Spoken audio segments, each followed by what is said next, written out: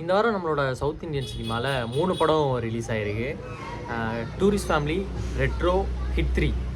சரி, இப்போ retro review போடாமல் டூரிஸ்ட் ஃபேமிலி ரிவ்யூவோட வந்திருக்கே ஏஜஸ் அப்படின்னு நீங்கள் கேட்கலாம்.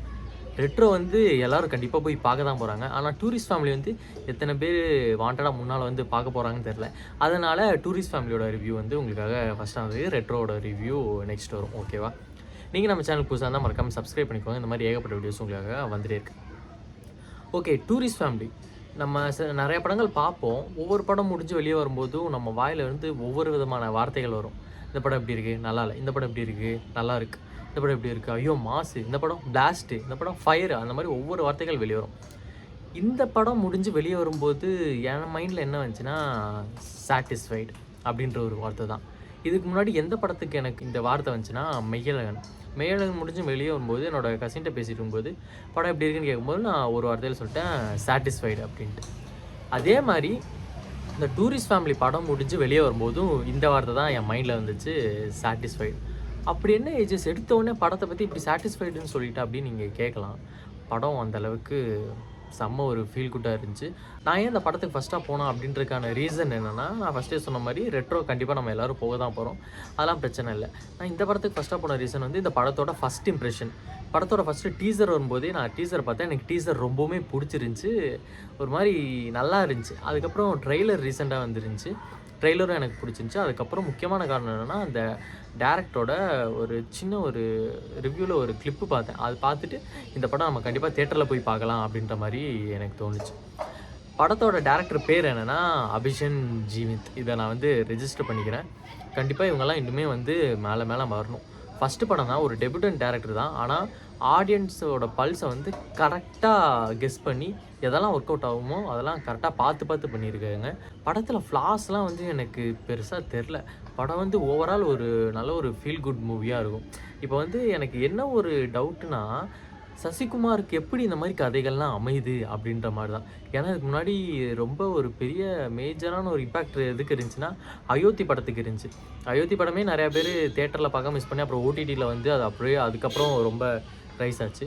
ஸோ இந்த படம் நீங்கள் வந்து கண்டிப்பாக தேட்டரில் போய் பாருங்கள். இப்போ நான் ஃபஸ்ட்டே சொன்ன மாதிரி ஒரே ஒரு விஷயம் தான், ரெட்ரோக்கெலாம் இப்போது மார்க்கெட்டிங் பண்ணணும் அதெல்லாம் வந்து எதுவுமே தேவை கிடையாது. அதுவுமே ஃபேன் பேஸ் இருக்காங்க, எல்லோரும் கூட்டமாக அதுக்கு தான் போவாங்க. இப்போ கூட நான் போகும்போது ரெட்ரோ தான் ஃபுல்லு. 3 ஸ்க்ரீனில் வந்து 2 ஸ்க்ரீன் ரெட்ரோ ஃபுல்லு. இந்த 3ஆவது ஸ்க்ரீனுமே வந்து டூரிஸ்ட் ஃபேமிலி ஒரே ஒரு ஷோ தான். காலையில் ஷோவும் நைட் ஷோவும் வந்து ரெட்ரோ தான். ஸோ அதுக்கெலாம் எதுவுமே தேவை கிடையாது. ஆனால் இந்த மாதிரி சின்ன படங்கள் வரும்போது நம்ம தான் முடிஞ்ச அளவுக்கு சப்போர்ட் பண்ணணும். இந்த மாதிரி டெபியூட்டன் டேரக்டர்ஸை நம்ம தான் வந்து என்ன சொல்கிறது, நம்மளால் முடிஞ்சது என்ன, ஒரு படம் தான் தேட்டரில் போய் பார்க்க போகிறோம். ஆனால் அது மொக்கையாக இருந்துச்சு, நல்லா இல்லை அப்படின்னாலும் பரவாயில்ல. ஆனால் நல்லா இருக்குது அப்படிங்கும்போது ஓடிடியில் வந்ததுக்கப்புறம் பார்த்துட்டு சரி இந்த படத்தை நம்ம தேட்டரில் மிஸ் பண்ணிட்டோமே அப்படின்னு நீங்கள் மிஸ் பண்ணக்கூடாதுன்னா, இந்த டூரிஸ்ட் ஃபேமிலி படத்தை பற்றி நான் உங்களுக்கு ஃபஸ்ட்டாக ரிவ்யூ போட்டலாம் அப்படின்னு சொல்லிட்டு இப்போ நான் பேசிகிட்டு இருக்கேன்.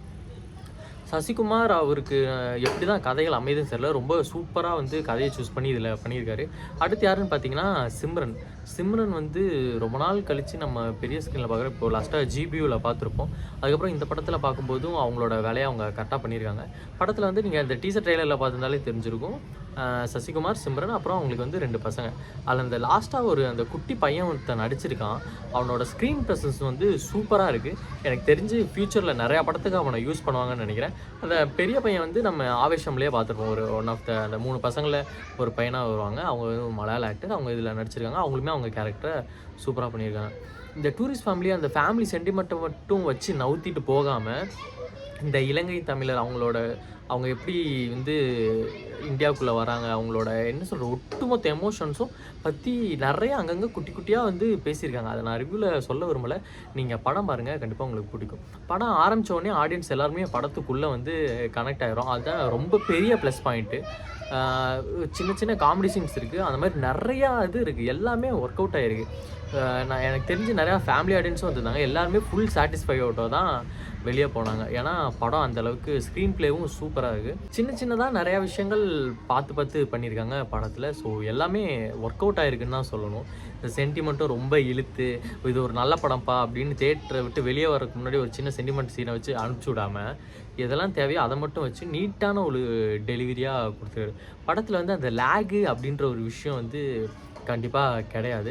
நீங்கள் இப்போ உங்களுக்கு மெய்யழகன் பிடிச்சிருக்கு, இந்த அயோத்தியெல்லாம் பிடிச்சிருக்க மாதிரி சாஃப்ட் கார்னராக ஒரு சில படங்கள்லாம் இருக்கும்ல, அதெல்லாம் உங்களுக்கு பிடிக்காதா இருந்தால் கண்டிப்பாக இந்த படமும் உங்களுக்கு பிடிக்கும். மறக்காமல் கண்டிப்பாக போய் தேட்டரில் பாருங்கள். ஓடிடியில் வந்ததுக்கப்புறம் இந்த நல்ல படத்தை மிஸ் பண்ணிட்டோமே அப்படின்னு எதுவுமே இது பண்ணாதீங்க. இந்த மாதிரி வளர்ந்து வர்ற இயக்குனர்களை வந்து நம்ம தான் சப்போர்ட் பண்ணோம் அப்படின்ற ஒரு மைண்டில் நான் போய் பார்த்தேன். உங்களுக்கு எப்படின்னு நீங்கள் போய் படம் பார்த்துட்டு சொல்லுங்கள். நீங்கள் ஒருவேளை படம் பார்த்துருந்தீங்கன்னா மறக்காமல் கமெண்ட் பண்ணுங்கள். ஸோ ஓவரால் ஒரு நல்ல ஃபீல் குட் மூவி, அதே நேரத்தில் சாட்டிஸ்ஃபைடான மூவி.